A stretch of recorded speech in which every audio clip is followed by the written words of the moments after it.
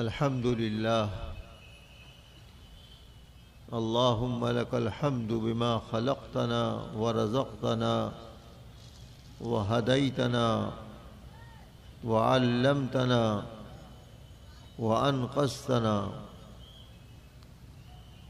اللهم لك الحمد بالإيمان ولك الحمد بالإسلام ولك الحمد بالقرآن. اللهم لك الحمد بكل نعمة أنعمت بها علينا في قديم أو حديث أو سر أو علانية أو شاهد أو غائب أو حي أو ميت. اللهم صل على سيدنا محمد صلاة تكون لك رضا ولحقه أداء، وعلى آله وأصحابه وأزواجه وذرياته وبارك وسلم. أما بعد، فقد قال النبي صلى الله عليه وسلم: لا يؤمن أحدكم حتى أكون أحب إليه من والده وولده والناس أجمعين، أو كما قال عليه الصلاة والسلام. حضرات علماء کرام، معزز بزرگوں اور بھائیوں،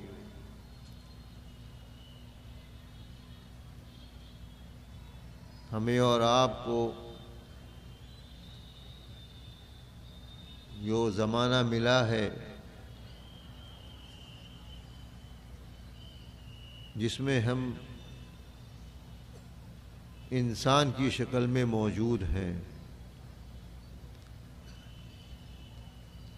یہ اللہ تعالیٰ کا بہت بڑا فضل اور اس کا کرم اور احسان ہے. اللہ تعالیٰ چاہتا تو ہمیں کسی اور پیغمبر علیہ الصلاۃ والسلام کی نبوت کے زمانے میں پیدا فرما دیتا، ایمان کی توفیق عطا فرما دیتا، اور ایمان پر ہمارا خاتمہ ہو جاتا. ہماری کامیابی کے لیے، دنیا اور آخرت کی کامیابی کے لیے یہ بہت کافی تھا. لیکن اللہ تعالیٰ نے محض اپنے فضل اور کرم سے ہمارے بارے میں، آپ کے بارے میں یہ فیصلہ فرمایا کہ ان کو اس زمانے میں وجود بخشا جائے گا جو زمانہ ہے خاتم النبیین جناب محمد الرسول اللہ صلی اللہ علیہ وسلم کی نبوت کا.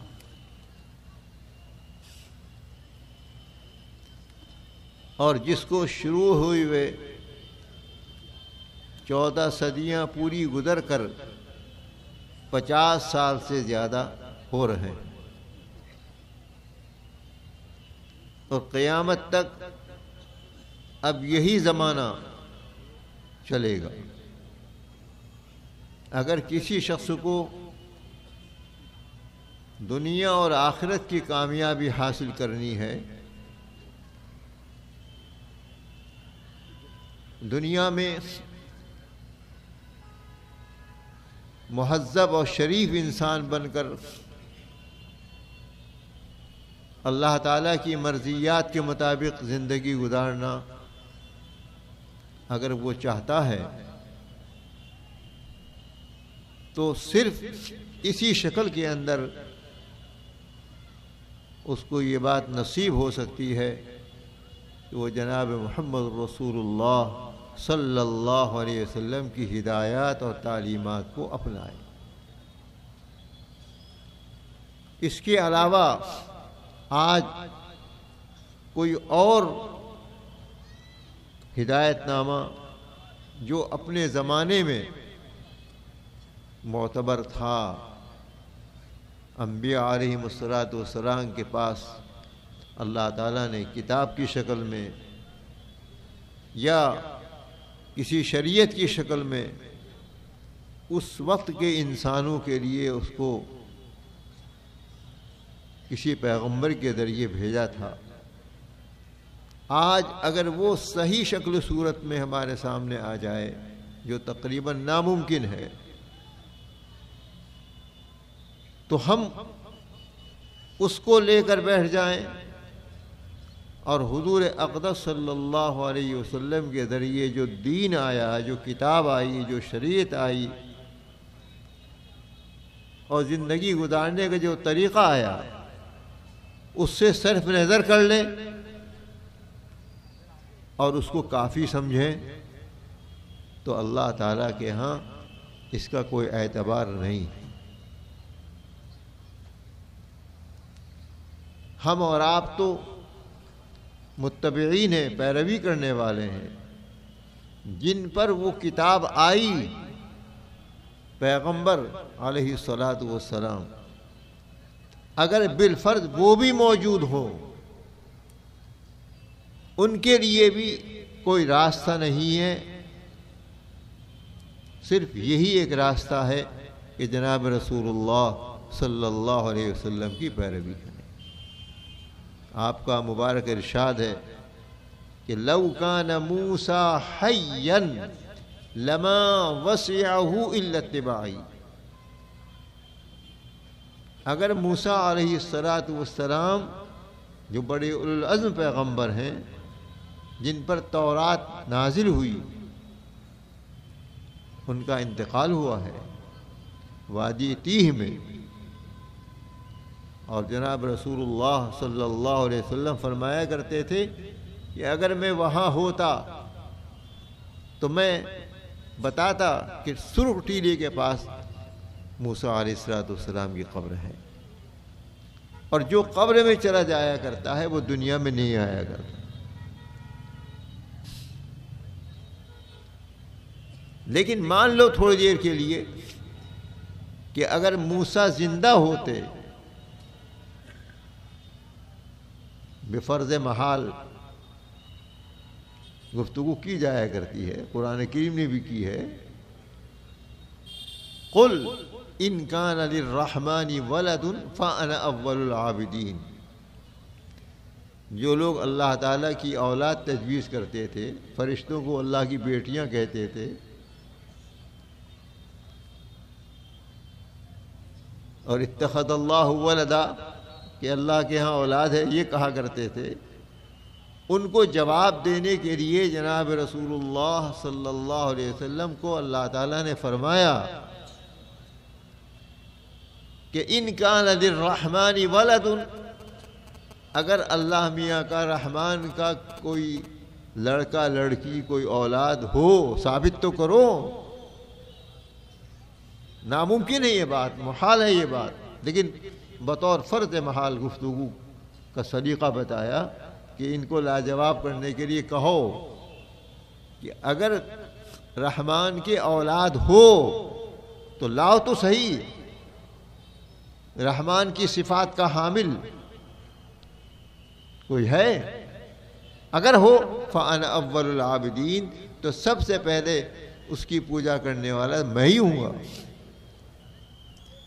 تو اسی طرح حضرت موسیٰ علیہ نبینا علیہ الصلاۃ والسلام کے بارے میں آپ نے ارشاد فرمایا کہ اگر بالفرض موسیٰ زندہ ہوتے، جو قبر میں گیا وہ نہیں آیا کرتا دنیا میں، لیکن اگر بالفرض آج وہ زندہ ہوتے، لما وسعہ الا اتباعی، تو ان کے واسطے بھی کوئی راستہ نہیں تھا، صرف ایک ہی راستہ تھا کہ میری پیروی کریں۔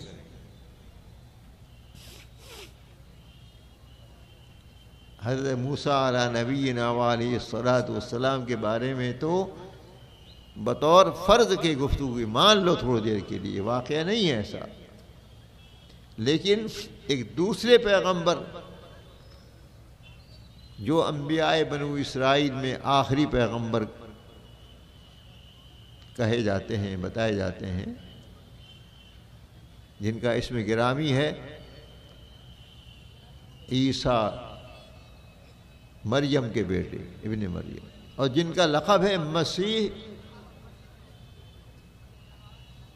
وہ مادرزاد اندھے ہو کہ آنکھ پر ہاتھ پھیر دیں تو ان کا معجزہ تھا کہ وہ اس کی بینائی لوٹ آیا کرتی تھی، گنجے کے سر پر ہاتھ پھیر دیں تو ان کا معجزہ تھا کہ بال نکل آیا کرتے تھے۔ اس لیے ان کو کہا جاتا ہے مسیح، یہ ان کا لقب ہے، ہاتھ پھیرنے والے۔ معجزے کے طور پر اللہ تعالیٰ ان کے ہاتھ پر یہ چیز ظاہر فرماتا تھا۔ ان کے بارے میں تو یہ ہم اور آپ جو عقیدہ رکھتے ہیں کہ وہ سچے پیغمبر تھے،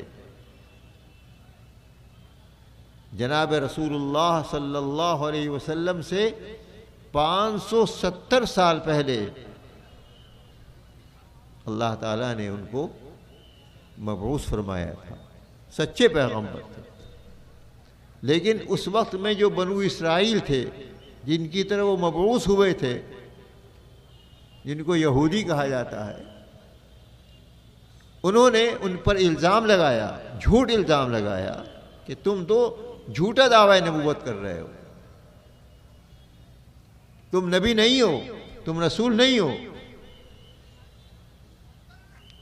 اور اس قدر ان کے خلاف پروپیگنڈا کیا کہ پوری قوم کو ورغلا دیا،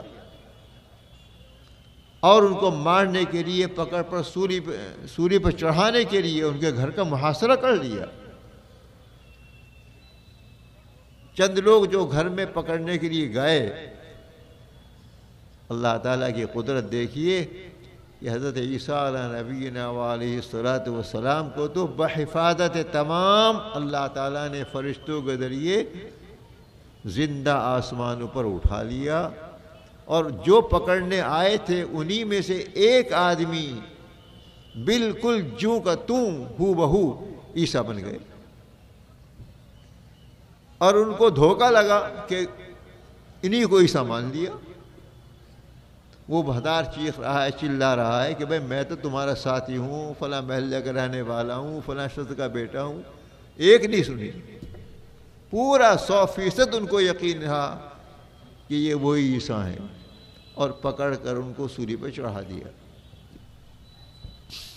اور ساری دنیا کے اندر یہ شور مچا دیا کہ ہم نے عیسیٰ کو مار دیا، عیسیٰ کو سولی دے دی۔ قرآن کریم نے اس کی تردید کی ہے، وَمَا قَتَلُوهُ وَمَا صَلَبُوهُ وَلَكِنْ شُبِّهَ لَهُمْ۔ نہ انہوں نے ویسے مارا، نہ سولی پہ چڑھا کے مارا، ان کے لیے اللہ کی طرف سے معاملہ گول مول کر دیا گیا، مشتبہ کر دیا۔ زندہ آسمان پر اٹھائے گئے۔ وما قتلوه یقیناً، پکی بات ہے، بالکل ٹھوس 100% کہ مارا نہیں ہے۔ پھر کیا وہ ہارٹ فیل ہو گیا؟ بل رفعہ اللہ الیہ، بلکہ اللہ تعالیٰ نے ان کو زندہ آسمان پر اٹھا لیا، وہ ہاتھ بھی نہیں لگا سکتے۔ قرآن کریم میں صاف صاف بلا کسی استعارے کے، بلا کسی مجاز کے رفع کا لفظ استعمال ہوا ہے کہ اللہ تعالیٰ نے ان کو زندہ آسمان پر وہ کون ہے جن کا تذکرہ چل رہا ہے، جن کے مارنے کے دعوے ہو رہے تھے، سولی پر چڑھانے کے دعوے ہو رہے تھے، انہی کے بارے میں فرمایا کہ اللہ تعالیٰ نے اس ذات کو اپنی طرف اٹھا لیا۔ اللہ میاں کہاں رہتے ہیں؟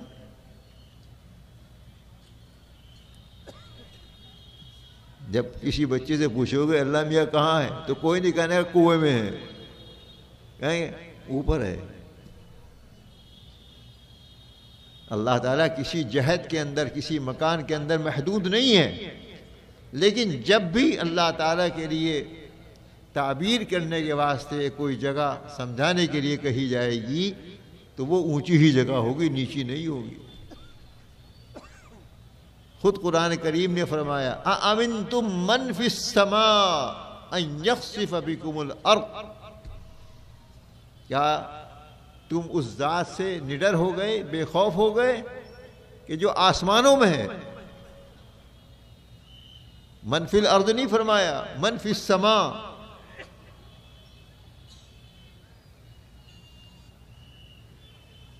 تو اللہ تعالیٰ نے اپنی طرف اٹھا لیا، اللہ اوپر ہے۔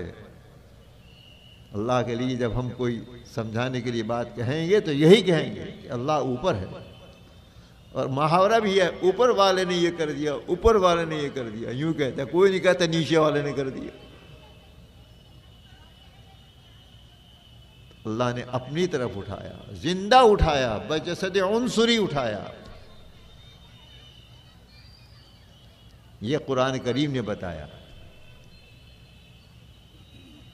اور جناب رسول اللہ صلی اللہ علیہ وسلم نے یہ بتایا، ایک دو حدیثوں میں نہیں، 100 سے زیادہ حدیثوں میں جو صحیح روایتیں ہیں تواتر کے ساتھ، 120 روایتیں تو باقاعدہ مدون مرتب موجود ہیں، کتابی شکل میں موجود ہیں۔ ان سب نے یہ بتایا کہ وہی ذات جو زندہ اٹھائی گئی تھی، قیامت سے پہلے جو بڑی بڑی نشانیاں ظاہر ہوں گی قیامت کے قریب ہونے کی، ان میں سے ایک نشانی یہ ہے کہ وہی ذات جو رسول اور نبی تھی اس دنیا میں، اور وہاں بھی رسالت نبوت کے ساتھ وہ متصف ہیں، بقید حیات ہیں، وہی ذات اس دنیا کے اندر اترے گی۔ اور کہاں اترے گی یہ بھی بتا دیا، شام کا جو شہر دمشق ہے اس کے مشرقی حصے میں ایک مینارے پر اترے۔ وہ زمانہ ہوگا جب دجال اعور کانا دجال دنیا میں نکل چکا ہوگا، جو خدائی کا دعویٰ کرے گا، نبوت کا دعویٰ کرے گا، اور اس وقت کے جو خلیفہ راشد ہیں، جو سادات میں سے ہوں گے، حسنی یا حسینی، جن کا نام محمد ابن عبداللہ، یعنی جو آپ کا نام صلی اللہ علیہ وسلم وہ ان کا نام ہوگا، جو آپ کے والد کا نام وہ ان کے والد کا نام ہوگا، محمد ابن عبداللہ۔ اور جو اس زمانے میں اعلیٰ درجے کے ہدایت یافتہ ہوں گے، صحیح راستے پر گامزن ہوں گے، اور مسلمان ان کو باسرار تام پوری گویا کہ ان پر دباؤ ڈال کر مجبور کر کے یہ ذمہ داری دیں گے کہ آپ ہماری خلافت قبول کیجئے، ہمارے خلیفہ بنیے، ہم آپ کے ہاتھ پر بیعت کرتے ہیں۔ اس کی پوری تفصیلات ہیں۔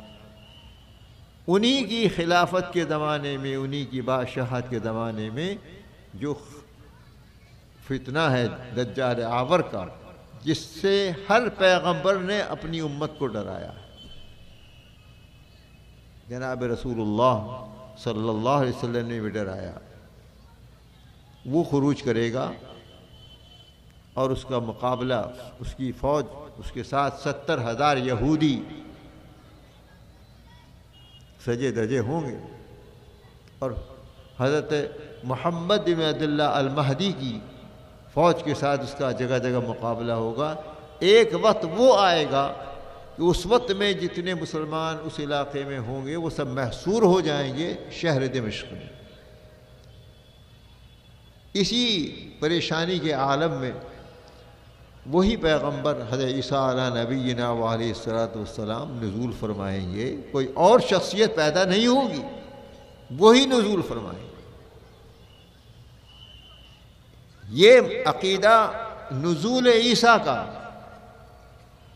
یہ احادیث متواترہ سے ثابت ہے، جس کے انکار کرنے پر گویا کہ اسلام ختم ہو جائے گا۔ جس طرح رفع کا عقیدہ قرآن کریم سے ثابت ہے کہ وہ زندہ آسمان پر اٹھائے گئے، صاف صاف الفاظ میں آسمان سے اترنے کی بات قرآن کریم میں نزول کے الفاظ کے ساتھ نہیں ہے، نکلتا ہے مضمون لیکن نزول کے الفاظ کے ساتھ نہیں ہے۔ نزول اور اترنے کے الفاظ کے ساتھ جو تعبیر آئی ہے صاف صاف، وہ احادیث مبارکہ کے اندر آئی ہے۔ بہرحال رفع اور نزول دونوں چیزیں قطعی طور پر ثابت ہیں۔ تو مجھے عرض یہ کرنا ہے، اس پورے قصے کے سنانے کا مقصد استحضار بھی ہے کہ اس بارے میں ہمارا عقیدہ کیا ہونا چاہیے، لیکن بتانا اس وقت میں یہ ہے کہ ان کے متعلق جو احادیث آئی ہیں اس میں یہ ہے کہ وہ آنے کے بعد جب دجال سے مقابلہ ہوگا اور دجال کی فوج شکست کھا جائے گی، دجال مارا جائے گا، اور جو بچیں گے وہ صحیح ایمان لے آئیں گے، حضرت عیسیٰ علیہ نبی علیہ السلام کو بھی سچا نبی مانیں گے اور جناب رسول اللہ صلی اللہ علیہ وسلم کی تعلیمات کو بھی وہ مان لیں گے۔ دنیا میں کوئی اور اسلام کے علاوہ ماننے والا باقی نہیں رہے گا۔ تو اس زمانے میں حضرت عیسیٰ علیہ نبینا علیہ السلام جو فیصلے فرمائیں گے وہ انجیل کی روشنی میں نہیں فرمائیں گے، جو ان کے پاس اللہ نے بھیجی تھی سچی صحیح کتاب غیر محرف، بلکہ ان کے سارے فیصلے اس شریعت محمدی علی صاحب الصلاۃ والسلام کی روشنی میں ہوں گے۔ یحکم بشریعت النبی صلی اللہ علیہ وسلم۔ تو حضرت موسیٰ علیہ السلام کے بارے میں تو بطور فرض کے بات کہی گئی ہے حدیث پاک میں، لیکن حضرت عیسیٰ علیہ نبینا علیہ السلام کا تو واقعہ یہی پیش آئے گا، ایسے ہی ہوگا کہ وہ شریعت محمدیہ پر خود بھی چلیں گے اور دوسروں کو بھی چلائیں گے۔ تو ایسی نبوت کے زمانے میں اللہ تعالیٰ نے ہمیں اور آپ کو وجود بخشا ہے، اور جیسا کہ آپ نے ابھی سنا، ہمارے محترم جناب مولانا عبدالعلی صاحب لکھنوی سے آپ نے سنا ہے کہ وہ شریعت، وہ قانون جو آج تک محفوظ ہے اور قیامت تک انشاءاللہ محفوظ رہے گا، ہماری اور آپ کی گویا کہ رہنمائی کے لیے یہ کتاب اور اس کتاب کی شرح احادیث نبوی علی صاحب الصلاۃ والسلام،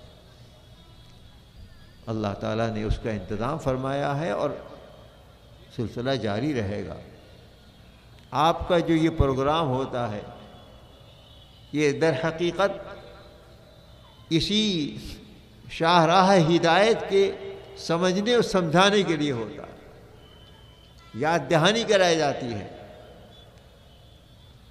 مدارس میں، مکاتب میں، اور دینی تحریکات دعوت تبلیغ کی لائن سے یا کسی بھی لائن سے جو چل رہی ہیں، ان سب کا بھی مقصد یہی ہوتا ہے کہ جو شریعت، جو طریقہ جناب رسول اللہ صلی اللہ علیہ وسلم نے ہمارے سامنے پیش فرمایا ہے،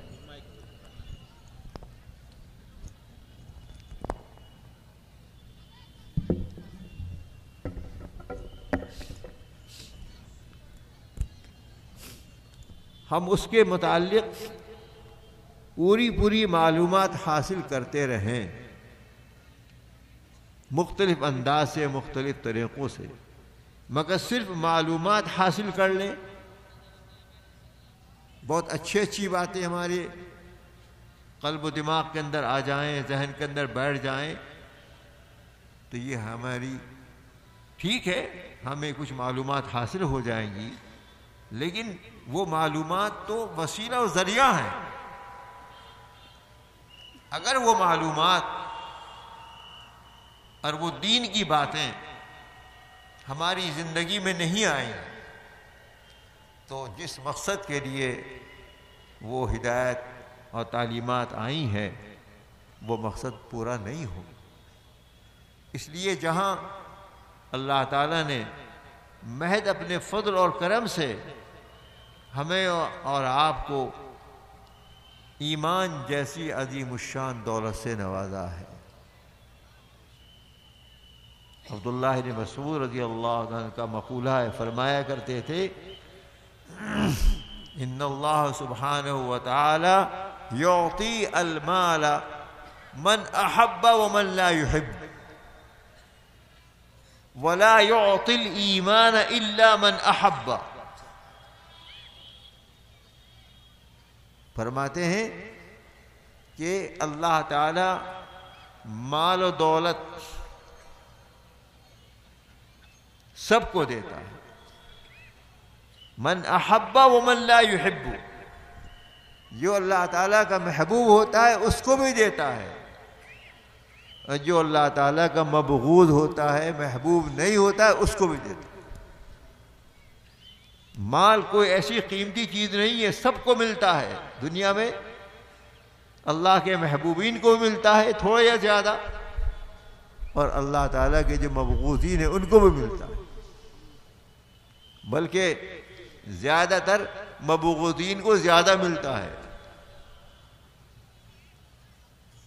لیکن ان کو زیادہ ملنے کا مطلب یہ نہیں کہ اللہ تعالیٰ کو ان سے تعلق زیادہ ہے.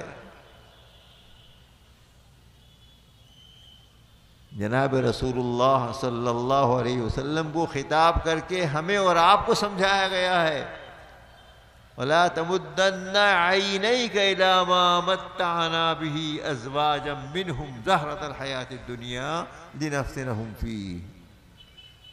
یہ جو ہم نے غیر محبوبین کو، مبغوضین کو، جن کو ایمان سے محروم رکھا گیا ہے، بہت کچھ دے رکھا ہے، بڑی چمک دمک ہے، بڑی ریل پیل ہے دولت کی. حضور اقدس صلی اللہ علیہ وسلم کو مخاطب کر کے اللہ تعالیٰ فرما رہے ہیں کہ آپ اپنی نگاہیں بھی نہ اٹھائیے گا. یہ جو ساز و سامان ہم نے دے رکھا ہے، طرح طرح کا، بلڈنگیں ہیں، زمین ہے، جائیداد ہے، فیکٹریاں ہیں، الا بلا، لالچ کی نگاہ سے مت دیکھیے. آپ کو لالچ نہیں تھا، لیکن امت کے اندر ایسے لوگ ہو سکتے ہیں کہ جو یہ دیکھیں کہ بھائی ان کے پاس، یہ تو رات دن خدا کی بغاوت کرتے ہیں، ایمان ان کے پاس نہیں ہے، انہیں یہ سب کچھ ملا ہوا ہے، تو یہ سمجھیں کہ شاید اللہ تعالیٰ کو ان سے زیادہ تعلق ہے. فرمایا بالکل نہیں. ہم سب کو نصیحت ہے، قرآن کریم میں خطاب تو آپ کو ہے، نبی کریم صلی اللہ علیہ وسلم کو، لیکن ہم سب کے لیے ہے وہ نصیحت کہ ہم لالچی نگاہیں، لالچ کی نگاہیں نہ ڈالیں. زہرۃ الحیات الدنیا ہے، یہ دنیاوی زندگی کی چمک دمک ہے، رونق ہے. کیوں دیا ہے؟ لِنَفْتِنَهُمْ فِي، امتحان ہو رہا ہے. کس نے دیا ہے اس کو مانتے ہو کہ نہیں مانتے؟ تو اس دنیا میں رہتے ہوئے جب اللہ نے ہمیں اتنی عظیم الشان نعمت، دنیا کی کوئی حیثیت نہیں، سب کو ملتی ہے، لیکن ایمان لا یؤتی الا من احب، ایمان صرف ان کو ملتا ہے جن سے اللہ تعالیٰ کو محبت ہوتی ہے. جس کو بھی ایمان کی توفیق ہو گئی، اور ایمان کا مطلب آپ جانتے ہیں، اللہ کو ماننا، اللہ کے فرشتوں کو ماننا، اللہ کی کتابوں کو ماننا، اللہ کے رسولوں کو ماننا، آخرت کو ماننا، تقدیر کو ماننا، مرنے کے بعد زندہ کیے جانے کو ماننا. ان سب چیزوں کے ماننے کا نام ایمان، اذعان اور یقین.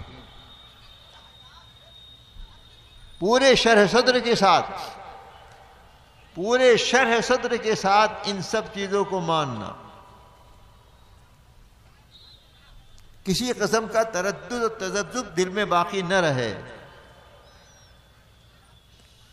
ایک مرتبہ جناب رسول اللہ صلی اللہ علیہ وسلم نے یہ آیت کریمہ تلاوت فرمائی، فَمَن يُرِدِ اللَّهُ أَن يَهْدِيَهُ يَشْرَحْ صَدْرَهُ لِلْإِسْلَامِ. اللہ تعالیٰ جس شخص کو ہدایت دینا چاہتا ہے، فَمَن يُرِدِ اللَّهُ أَن يَهْدِيَهُ، جس کو اللہ تعالیٰ ہدایت دینے کا ارادہ فرماتا ہے اس کے سینے کو اسلام کے لیے کھول دیتا ہے. یشرح صدرہ للاسلام.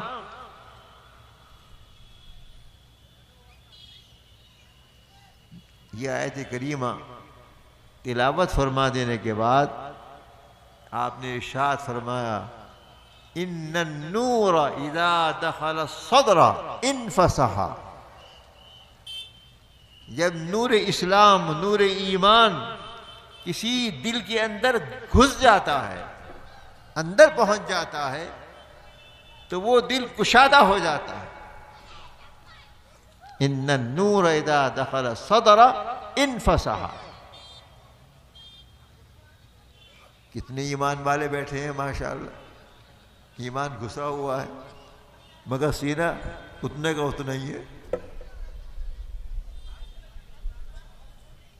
یہ سینہ اور دل پھیل گیا، کشادہ ہو گیا، نظر نہیں آتا. اس لیے حضرات صحابہ میں سے کسی نے پوچھا هل لذلك من عالم يعرف به. حضرت آپ فرما رہے ہیں کہ جب نور ایمان دل میں گھس جاتا ہے، اندر پہنچ جاتا ہے، تو اس میں کشادگی پیدا ہو جاتی ہے، تو ہمیں تو نظر نہیں آتی.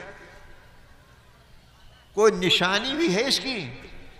ہر شخص کہہ دے گا مجھے شرح صدر ہے، میرے دل میں ایمان گھس گیا اور میرا دل منشرح ہو گیا. ہر ایک دعویٰ کرے گا. کون کہہ دے گا کہ مجھے کوئی تذبذب ہے؟ تو آپ یہ بتائیے کہ هل لذلك من عالم يعرف به. کیا اس انشراح صدر کی کوئی ظاہری علامت بھی ہے، کوئی ظاہری نشانی بھی ہے جس سے اس کو سمجھا جا سکے؟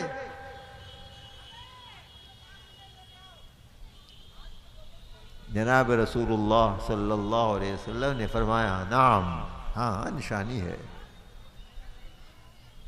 اس کی نشانی ہے. ایک نہیں، 3 نشانیاں ہیں. ان تینوں کو اکٹھا کر لو.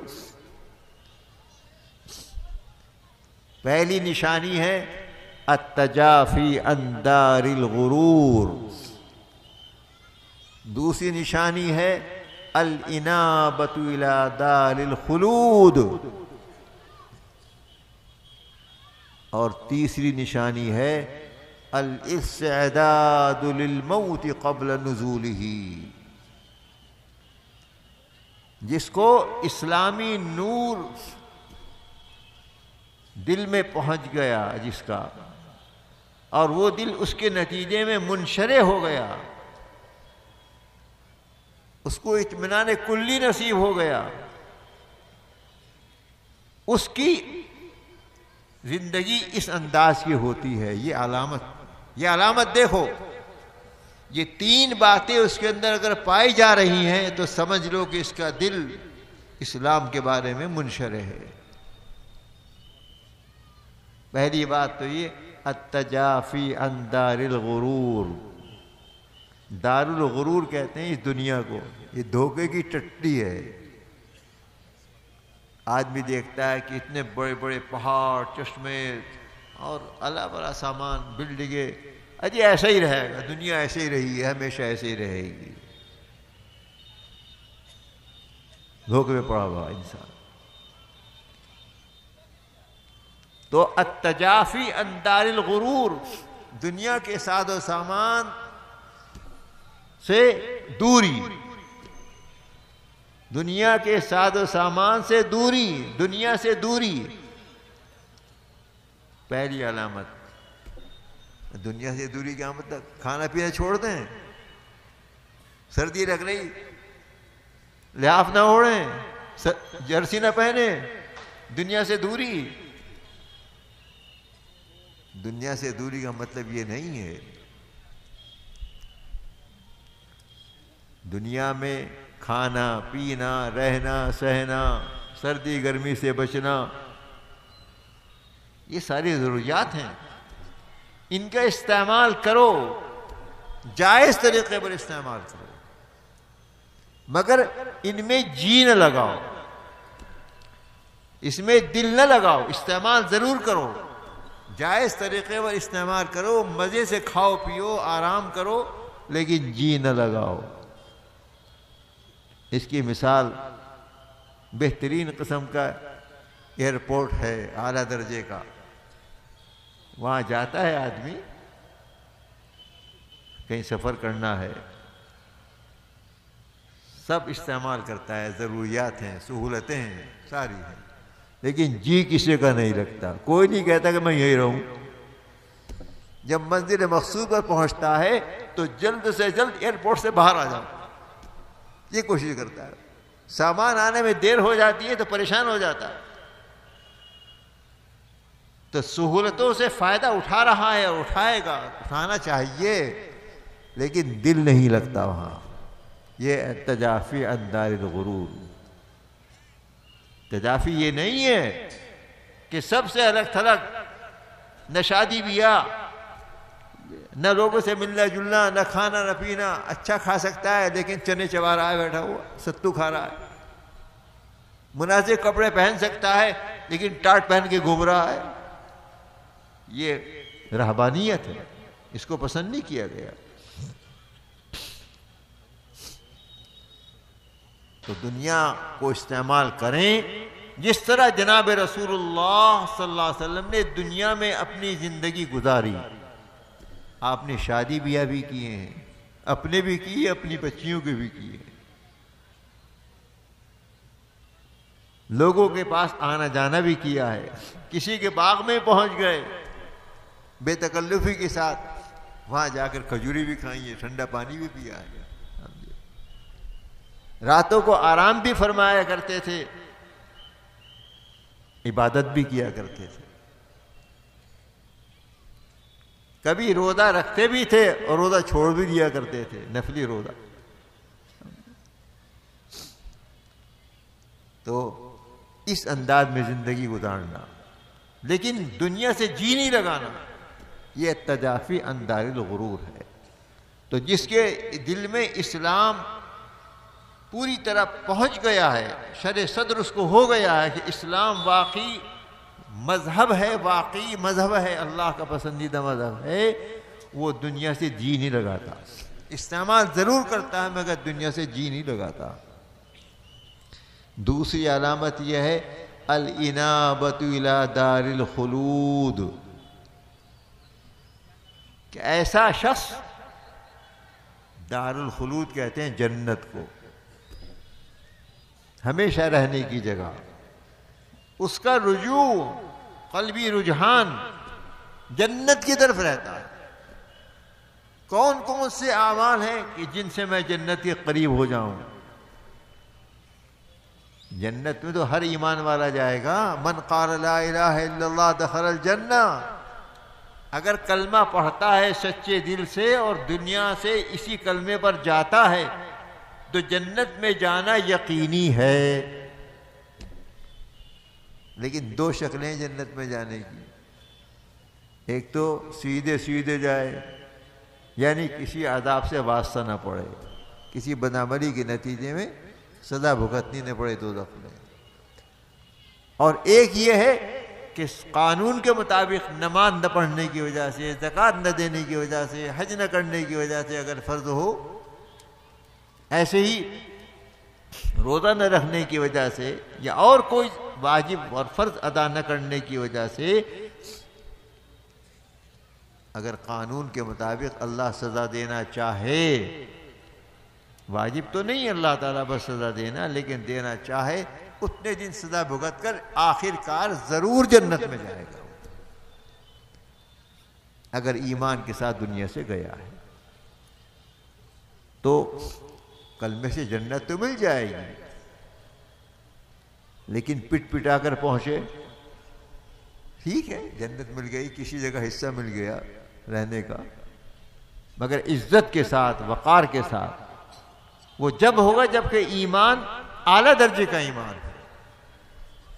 اگر یہ ایمان اعلیٰ درجے کا ایمان ہے تب جا کر وہ بات نصیب ہوگی۔ اور اعلیٰ درجے کا ایمان کیسے ملے گا؟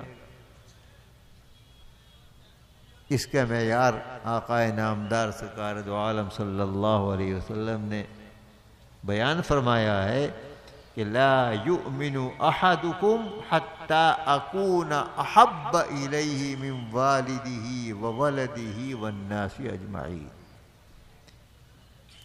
تم میں سے کوئی شخص پکا سچا مسلمان نہیں کہلا سکتا، صاحب ایمان نہیں کہلا سکتا، کب تک؟ جب تک کہ میں، یعنی آپ اپنے بارے میں فرما رہے ہیں، اس کو چہیتا اور محبوب نہ بن جاؤں۔ کن کے مقابلے میں؟ والد کے مقابلے میں، اولاد کے مقابلے میں، تمام انسانوں کے مقابلے میں۔ یہ جو قریب ترین رشتے ہیں، والد ہو، والدہ ہو، اولاد میں لڑکا ہو، لڑکی ہو، اور تمام انسان، ان سب کے مقابلے میں میری محبت اس کے دل میں زیادہ ہو۔ میں احب ہوں، سب سے زیادہ محبوب ہوں۔ جب تک یہ نہیں ہوگا ایمان کامل نہیں ہوگا۔